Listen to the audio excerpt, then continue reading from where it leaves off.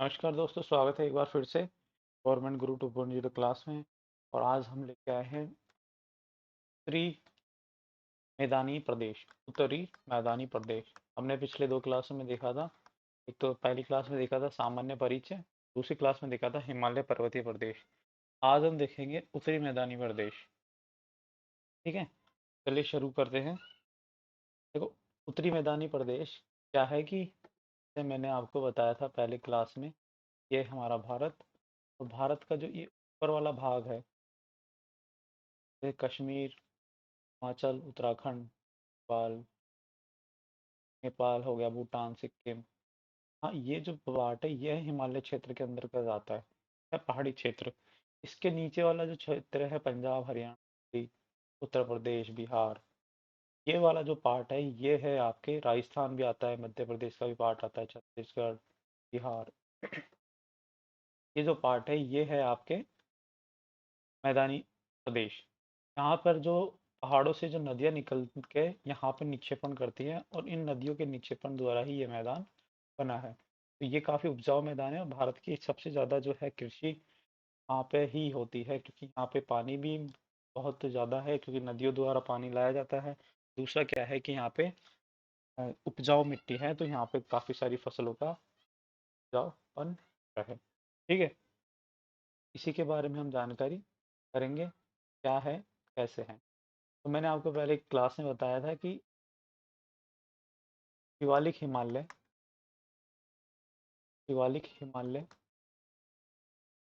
और जो मैदानी भाग है, मैदानी भाग इसके मध्य एक वो है भ्रंश, मैदानी भाग। उस भ्रंश का नाम क्या है? उस भ्रंश का नाम है एमएफटी, है ना, मैन फॉर वर्ल्ड ट्रस्ट। ठीक है, तो ये था वो मैन वर्ल्ड ट्रस्ट, एमएफटी। ठीक है ना।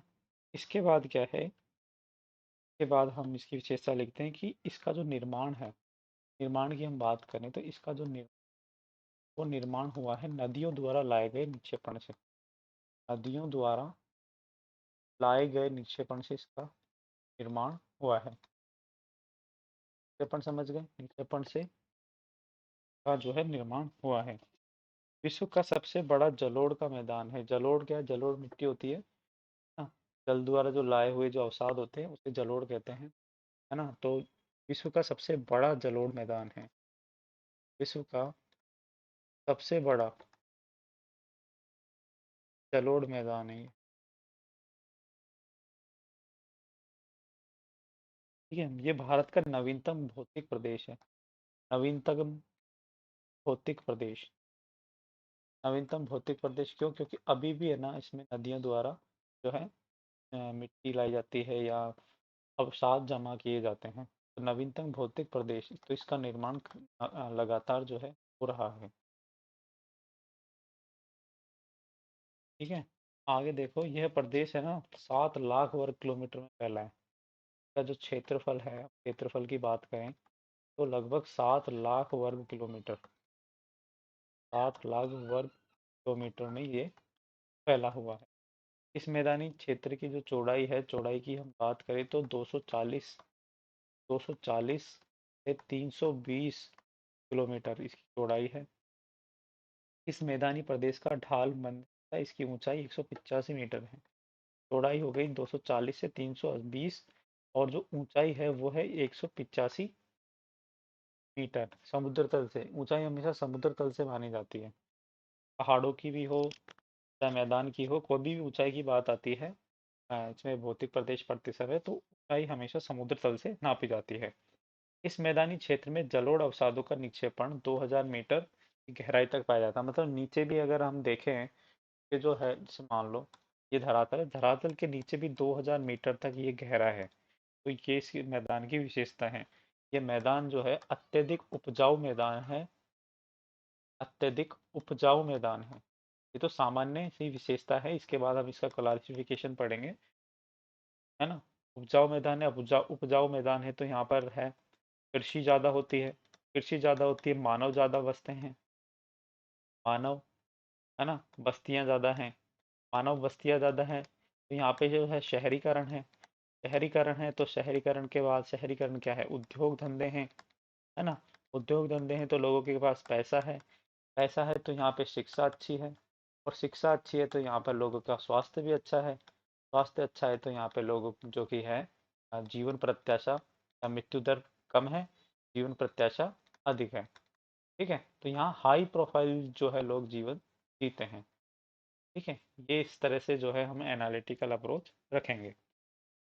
अब इस मैदानी भाग की हम बात करें, इसको बांटा कितने भाग में गया है, तो इसको बांटा गया है आपके 4 भागों में विभाजन किया गया है, 4 भागों में बांटा गया है। तो कौन कौन से 4 भाग हैं, वो है एक तो राजस्थान का मैदान, राजस्थान का मैदान, ठीक है, राजस्थान का मैदान की बात करें, उसके बाद हम बात करें सतलज का मैदान, राजस्थान का मैदान, सतलज का मैदान। तीसरा हम बात करें गंगा का मैदान, जहाँ पे गंगा नदी बहती है, उसके आसपास क्षेत्र का जो उसके आसपास जो भी क्षेत्र है वो है गंगा का मैदान। सतलज नदी के आसपास का क्षेत्र है वो है सतलज का मैदान। इसी तरह से ब्रह्मपुत्र नदी जो बहती है आपके पूर्वी भारत में, तो वो है ब्रह्मपुत्र का मैदान। ठीक है, तो हम एक एक मैदान की बात करते हैं। ये देखो यहाँ पर जो ये जो आपका है ना, ये तो हो गया आपके पर्वतीय प्रदेश। उसके बाद जो है ये राजस्थान और पंजाब वाला क्षेत्र हो गया, तो ये राजस्थान का मैदान, ये सतलज का मैदान। ठीक है, ये आपके गंगा नदी यहाँ से बहती है तो गंगा का मैदान हो गया, ये देखो, है ना, ऊपरी गंगा का मैदान, मध्य गंगा का मैदान और ये निचली गंगा का मैदान। ये ब्रह्मपुत्र का मैदान हो गया। ठीक है, ये राजस्थान का मैदान, ये सतलज का मैदान, ये आपके गंगा का मैदान। ठीक है, गंगा के मैदान को भी 3 भागों में बांटा गया है। उसके बाद चौथा क्या है आपके ब्रह्मपुत्र का मैदान। अब हम बात करते हैं यहाँ पे राजस्थान के मैदान की बात। तो राजस्थान का मैदान है के बारे में थोड़ी जानकारी करते हैं, इसकी विशेषता लिखते हैं राजस्थान का मैदान।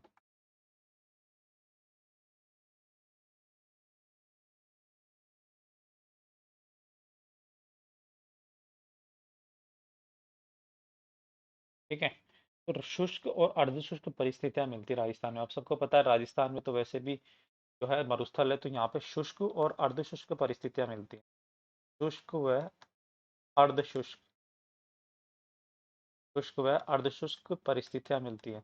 अब शुष्क कहाँ मिलती है और अर्धशुष्क कहाँ मिलती है, जो रेगिस्तान का जो पार्ट है यहाँ पर तो शुष्क वनस्पति, यहाँ पे बारिश कम होती है, और जो पूर्वी भाग है यहाँ पर अर्धशुष्क का जो मैदान मिलता है। इसका जो ढाल है, ये ढाल की बात करें तो इसका ढाल, राजस्थान में नदियों का ढाल किस तरफ है आप बताइए।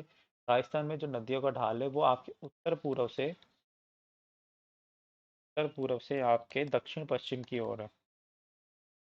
दक्षिण पश्चिम की ओर जो है नदियां हैं, तो ढाल भी उस तरफ से, पानी जिधर बहेगा उधर ही ढाल होता है मोस्टली। तो क्या होता है कि राजस्थान में जैसे लूनी नदी इधर बहती है, सतलज नदी यहाँ आती है, इंदिरा गांधी नहर यूं बहती है। ठीक है, इस तरह से इधर बहती है। घग्गर नदी यहाँ पे बहती थी, लूनी नदी अभी इधर बहती है। इसका जो ढाल है वो किस तरफ है, उत्तर पूर्व से दक्षिण पश्चिम की ओर। ठीक है, यहाँ लवणीय झीलें पाई जाती है। आपको पता है कि राजस्थान में लवणीय झीलें पाई जाती है।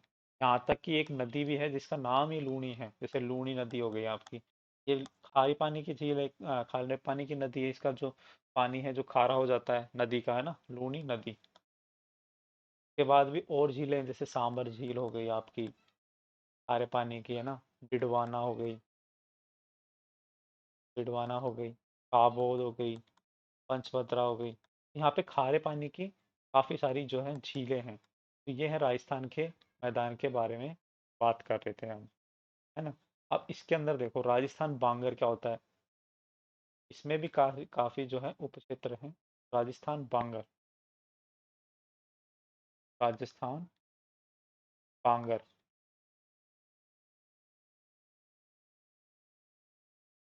राजस्थान बांगर क्या होता है कि अरावली में 25 सेंटीमीटर जो वर्षा क्षेत्र है ना, राजस्थान का नक्शा आपने देखा होगा, लेकिन इसको मैं थोड़ा,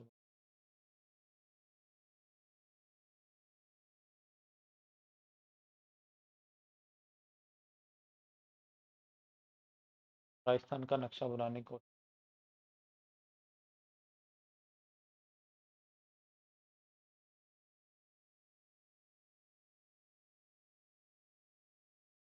ठीक है।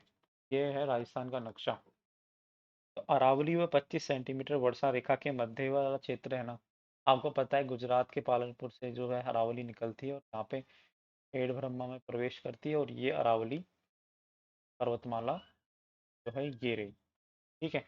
अब इसके बाद ये है 25 सेंटीमीटर समवर्षा रेखा। ये 25 सेंटीमीटर है, और अरावली, अरावली की इधर है 50 सेंटीमीटर। ठीक है। तो यहाँ वाला जो क्षेत्र है ना, 25 और 50 के बीच का क्षेत्र, इसको कहते हैं राजस्थान बांगर। राजस्थान बांगर।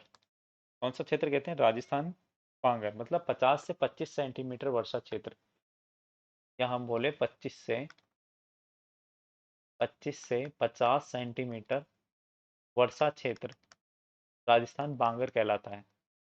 ठीक है। दूसरा क्या है? मरुस्थली क्षेत्र। मरुस्थली क्षेत्र। मरुस्थलीय क्षेत्र की हम बात करें तो 25 सेंटीमीटर वर्षा जो है, 25 सेंटीमीटर मतलब ये जो 25 सेंटीमीटर वर्षा के पश्चिम वाला भाग जो है मरुस्थल कहलाता है। 25 सेंटीमीटर वर्षा के पश्चिमी वाला भाग, पश्चिमी भाग जो पाकिस्तान तक टच होता है ना, तो यहाँ पे 25 सेंटीमीटर या उससे कम वर्षा होती है, तो इसलिए ये राजस्थान का जो है मरुस्थलीय क्षेत्र कहलाता है। ये होगी राजस्थान की बात। अब हम बात करेंगे, हम बात करते हैं सतलज के मैदान की। सतलज का मैदान, सतलज के मैदान की हम बात करते हैं। तो सतलज के मैदान में हम जो है विशेषता देखते हैं कि यह मैदान पंजाब और हरियाणा, सतलज नदी कहाँ से निकलती है? पंजाब और हरियाणा के यहीं से तो निकलती है, तो इसके आसपास पास का जो भी क्षेत्र है पंजाब हरियाणा का क्षेत्र, ये हो गया आपके सतलज का मैदान। ठीक है। इसके बाद इस मैदान का निर्माण जो है रावी, व्यास और सतलज नदियों द्वारा हुआ है। कौन कौन सी नदियों द्वारा हुआ है? रावी, व्यास और सतलज नदी। ये वाला जो क्षेत्र है ना,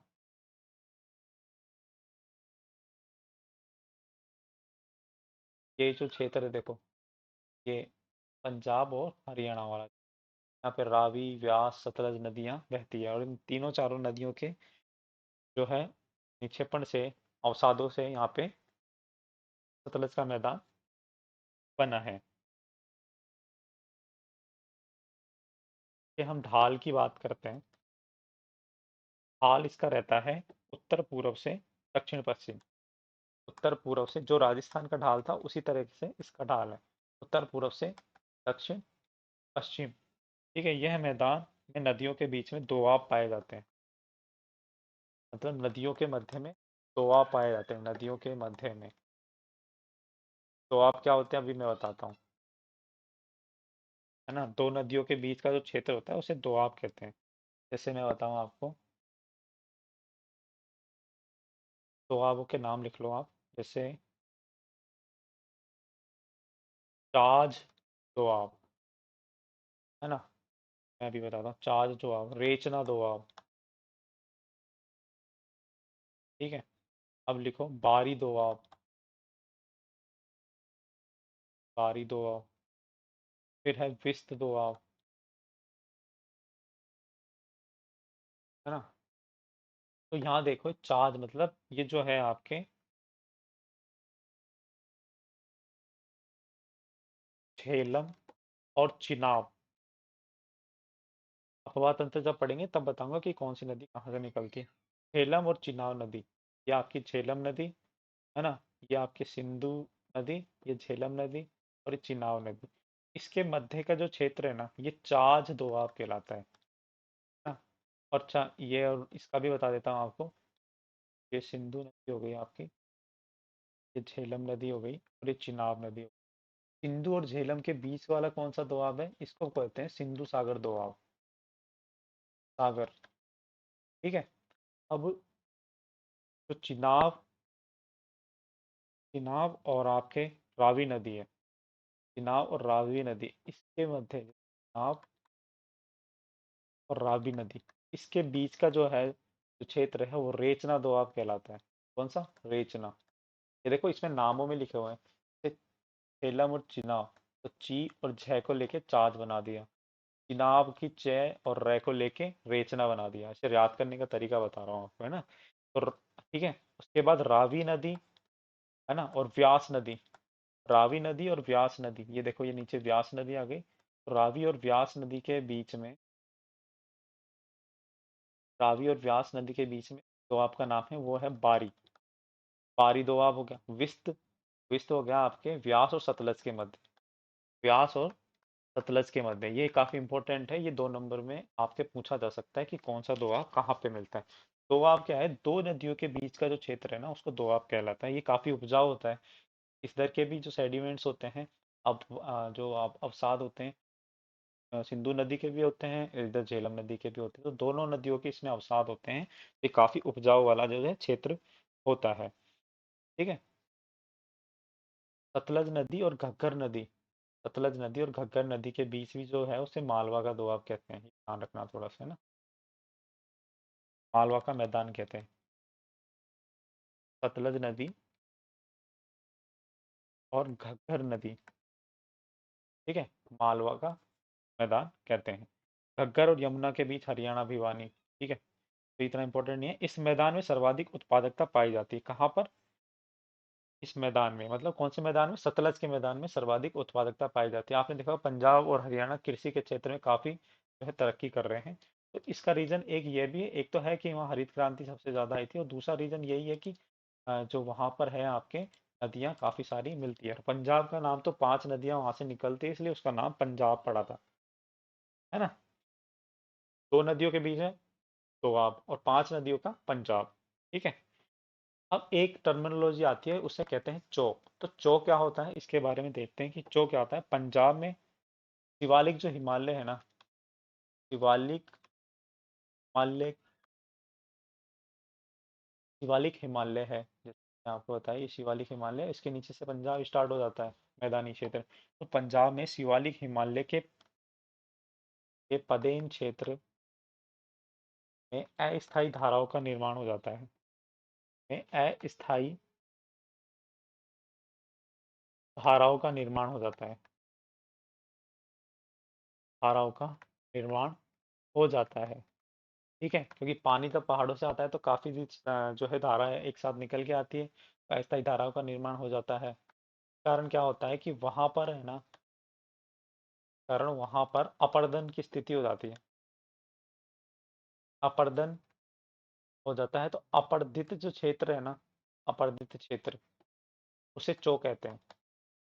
ठीक है, आगे समझ में, मतलब यहाँ पे जो धाराओं का निर्माण होता है तो उसमें से पानी आता है, तो पानी आता है तो वहां पर जो है अपर्दन होता है, और अपर्दन होता है तो वहां पर जो अपर्दित क्षेत्र है उसे चो कहते हैं। ठीक है, ये हो गया आपका सतलज का मैदान। अब हम बात करते हैं गंगा के मैदान की बात। गंगा का मैदान, गंगा के मैदान की बात करते हैं कि इस मैदान का मुख्यतः यूपी, बिहार तथा पश्चिम बंगाल में विस्तृत है। कहाँ पे विस्तृत है गंगा का मैदान? यूपी, बिहार और आपके पश्चिम बंगाल। इसको भी सुविधा की दृष्टि से क्या है कि बांटा हुआ है 3 जगह। अब जैसे मैं आपको बताता हूँ नक्शे,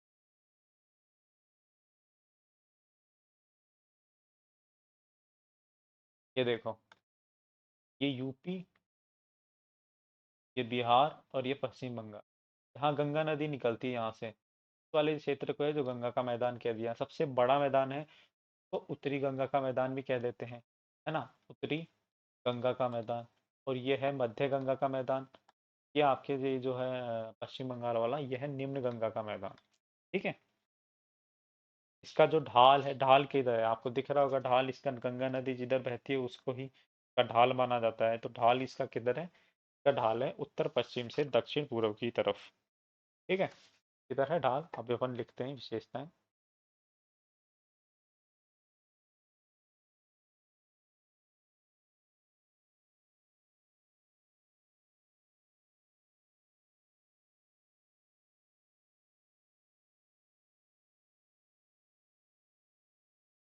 इसकी विशेषताएं लिखो। की विशेषता क्या है? ये विशेषता है कि ये जो भारत का सबसे बड़ा मैदान है। भारत का क्या है? सबसे बड़ा मैदान, सबसे बड़ा मैदानी भाग है।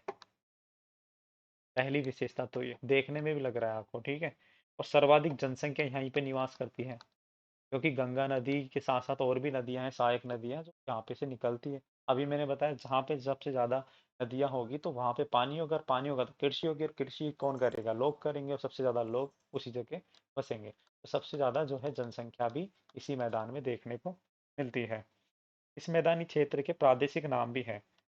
प्रादेशिक नाम क्या है? जैसे मतलब हिमालय के नाम थे ना प्रादेशिक, इस तरह से इसके भी नाम है। जैसे पश्चिमी यूपी के अंदर इसको बोलते हैं रोहिलखंड।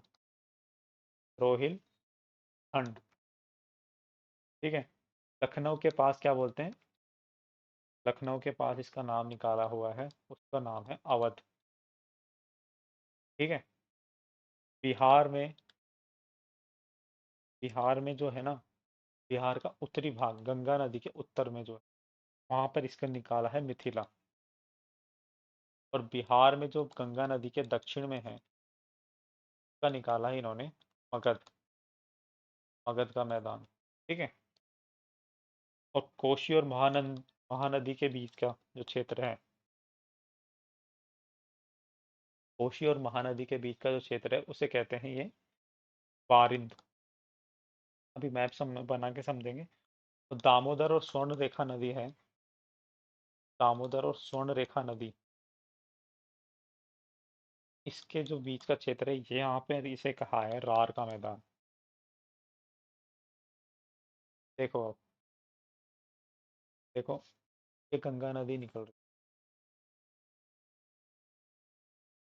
ठीक है।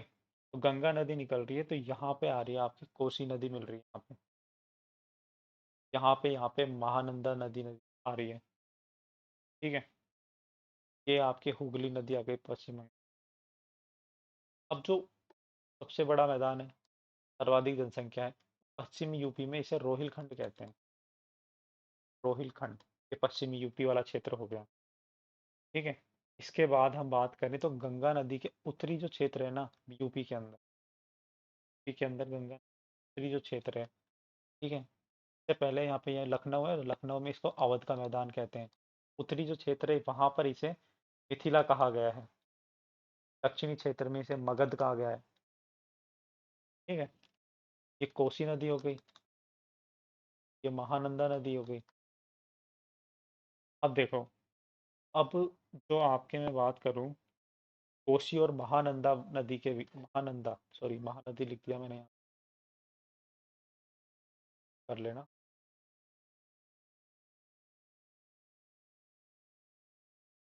ठीक है। तो कोसी और महानंदा नदी के बीच में जो बिहार वाला क्षेत्र है ये कहलाता है बारिंद, ठीक है।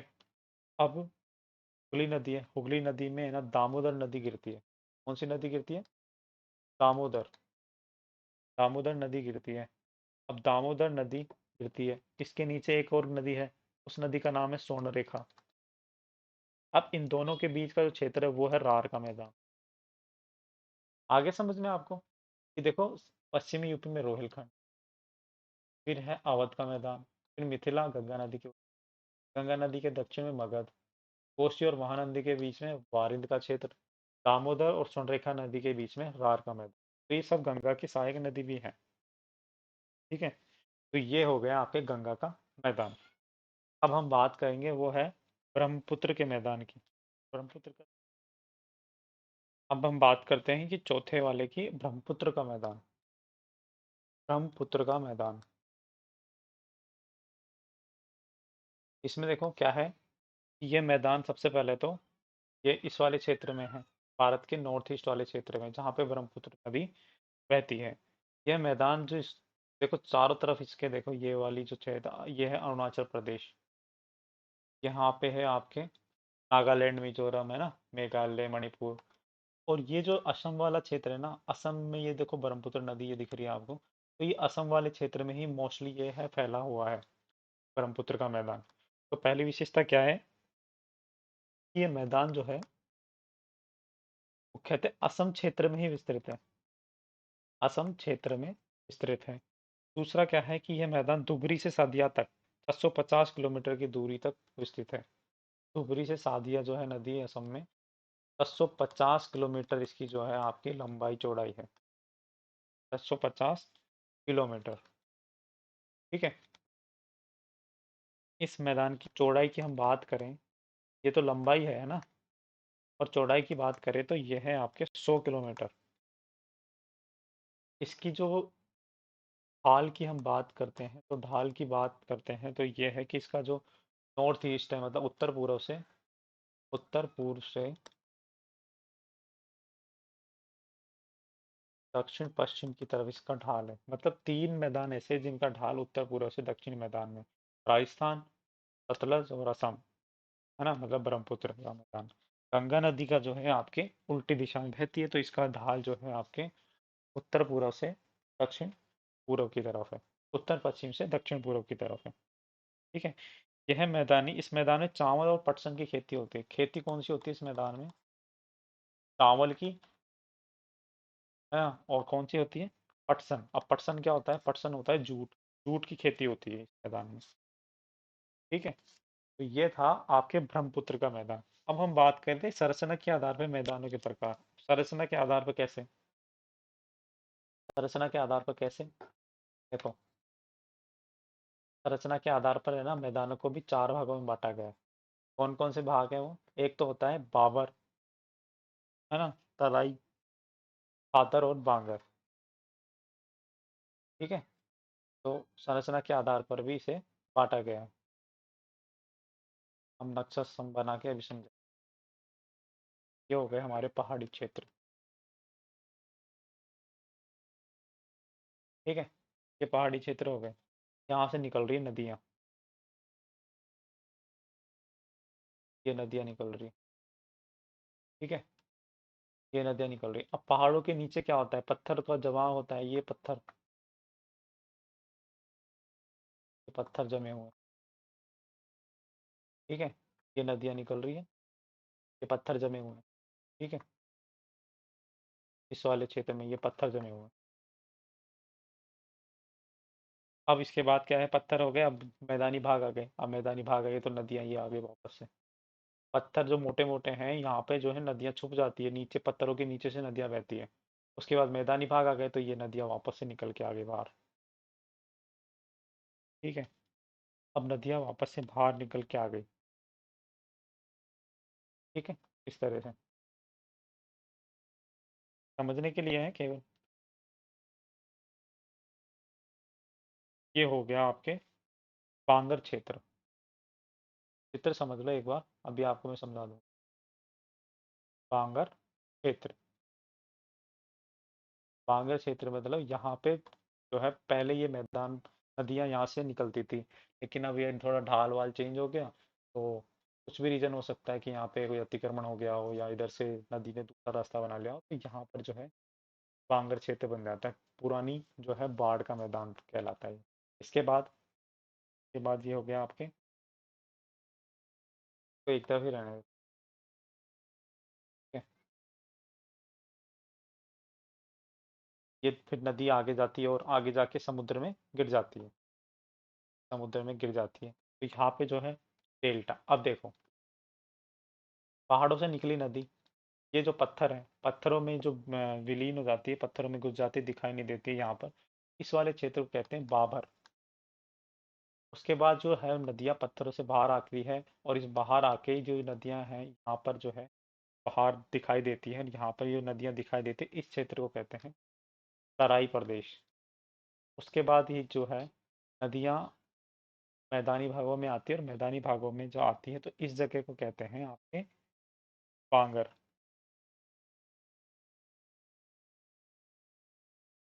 ठीक है।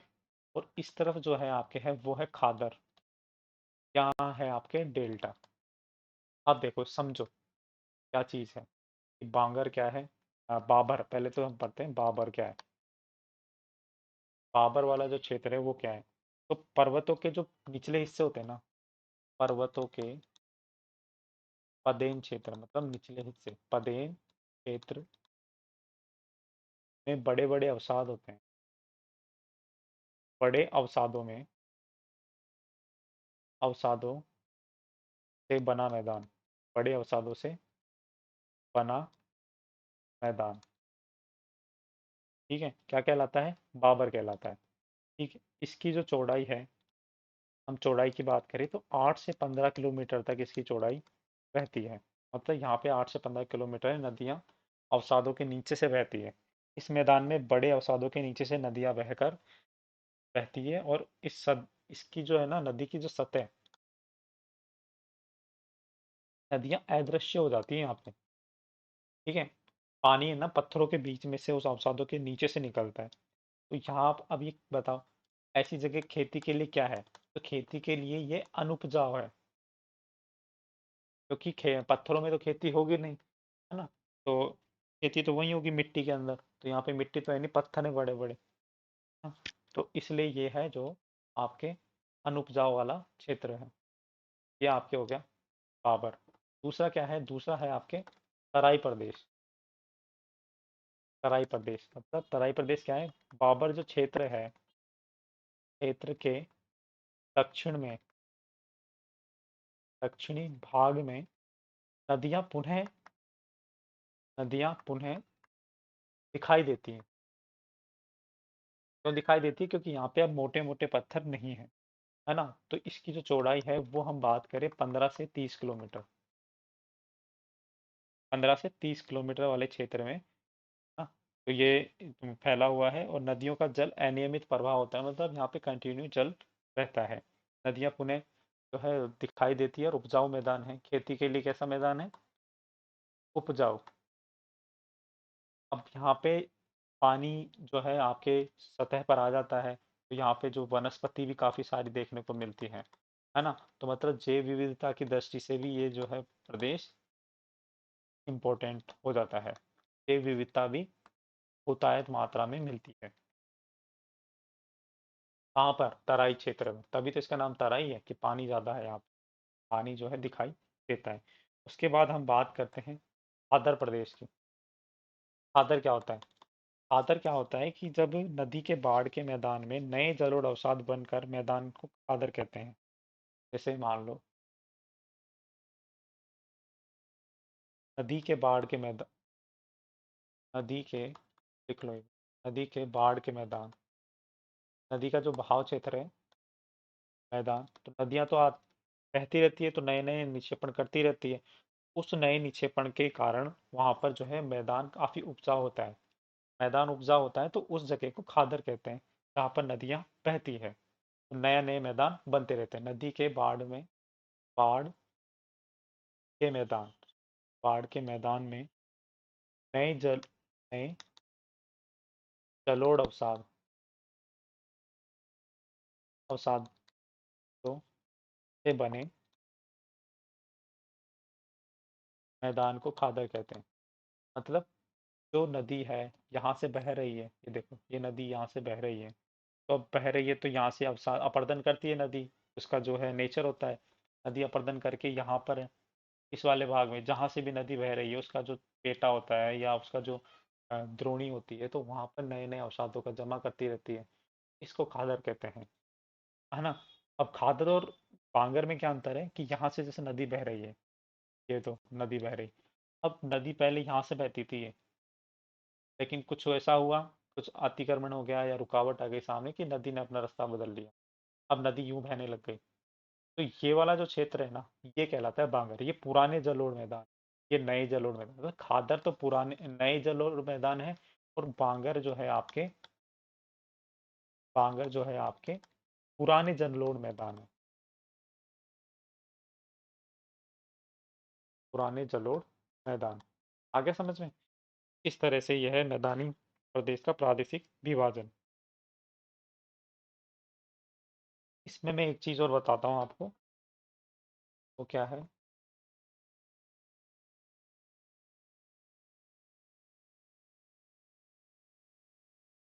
देखो, जो खादर वाला जो क्षेत्र है ना, खादर वाला क्षेत्र, इसमें देखो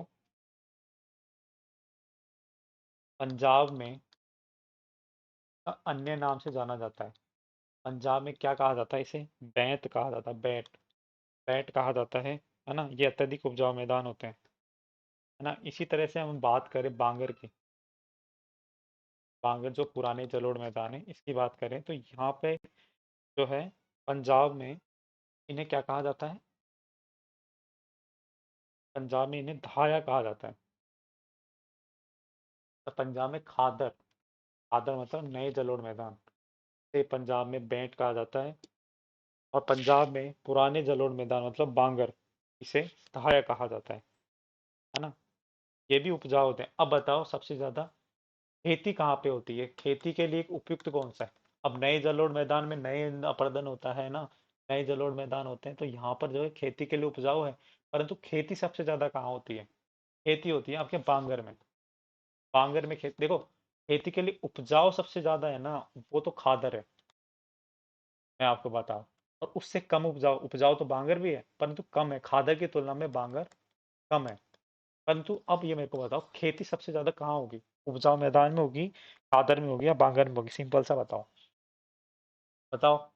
सबसे ज्यादा खेती आपको मैं बताता हूँ कहाँ होगी, वो होगी आपके बांगर क्षेत्र में। बोलेंगे सर उपजाऊ तो खादर है, उपजाऊ खादर है वो बात मान ली, लेकिन यहाँ पे तो नदी बहती रहती है ना, तो नदी के अंदर तो खेती होगी नहीं। नदी तो बहती रहती है। बांगर है जो आपके पुराना जलोढ़ मैदान है जहाँ पे नदी अब बहना नहीं, बहना बंद कर देती है। तो यहाँ का जो मैदान है यहाँ पे सबसे ज्यादा खेती होती है। उपजाऊ तो बात सही है कि उपजाऊ तो खादर है, परंतु खेती के लिए तो शांत चीज चाहिए ना। वैसे थोड़ी कि हाँ आपने खेत उगा दिया और बाढ़ आई और बह गया, ऐसा थोड़ी होता है। तो खादर जो है खेती के लिए उपयुक्त नहीं होता, बांगर होता है। ठीक है। एक टर्मिनोलॉजी आती है भूड़, भूड़ किसे कहते हैं? बांगर क्षेत्र में क्या होता है? अत्यधिक अपरदन होता है। कहाँ पे होता है? बांगर में अत्यधिक अपरदन होता है। अत्यधिक अपरदन होता है, जैसे हवा से हो जाएगा या फिर आपके पानी से हो जाएगा। ठीक है। तो अपरदन के कारण क्या है कि ऊपर की मुलायम मिट्टी नष्ट हो जाती है। ऊपर की मुलायम मिट्टी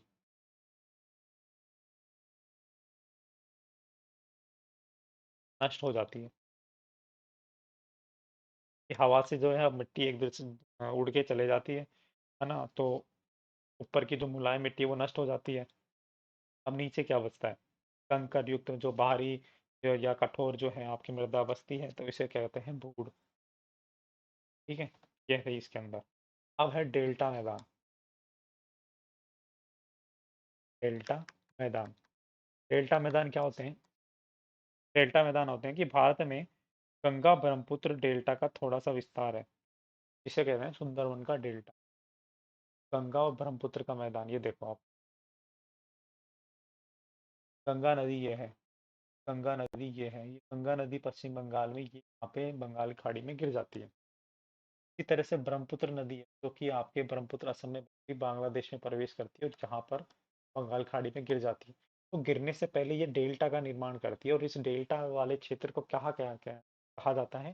सुंदरवन डेल्टा। क्यों सुंदरवन डेल्टा क्यों कहा जाता है? कि यहाँ सुंदरवन मैनग्रोव वनस्पति जो है पाई जाती है। डेल्टा क्षेत्र में पाई जाने वाली उच्च भूमि को चार या चर कहा जाता है। उच्च भूमि, डेल्टा क्षेत्र की जो उच्च भूमि होती है ना, देखो उच्च भूमि से क्या कहा जाता है? चार या चर। मतलब यहाँ पे जो है पानी नहीं पहुंच पाता, चार या चर कहा जाता है ना। और निचली जो भूमि है, निम्न भूमि, डेल्टा क्षेत्र की जो निम्न भूमि है इसे कहा जाता है बील। ठीक है। तो इसे उच्च भूमि को, डेल्टा क्षेत्र की उच्च भूमि को क्या कहा जाता है? चार या चर। निम्न भूमि को कहा जाता है बील। ठीक है। उच्च ज्वार के समय बील में जलमग्न हो जाते हैं। मतलब जब ज्वार भाटे का समय होता है तो ज्वार जब समुद्र से आते हैं, समुद्र का पानी जब धरातल पे आता है समुद्र तटीय इलाकों में, तो बील तो डूब जाते हैं आपके। क्यों डूब जाते हैं? क्योंकि ये निम्न भूमि है ना। यहाँ पे बील डूब जाते हैं। अब बील में क्या है कि उपजाऊपन होता है, तो यहाँ पे जूट और पटसन की खेती भी होती है। ठीक है। और चर जो ऊंची भूमि है यहाँ पे मानव बस्तियां बसती है। आगे समझ में? तो ये है आपके मैदानी क्षेत्र। अब हम नेक्स्ट देखते हैं कि प्रायद्वीपीय पठार, जो कि हम अगली क्लास में देखने वाले हैं।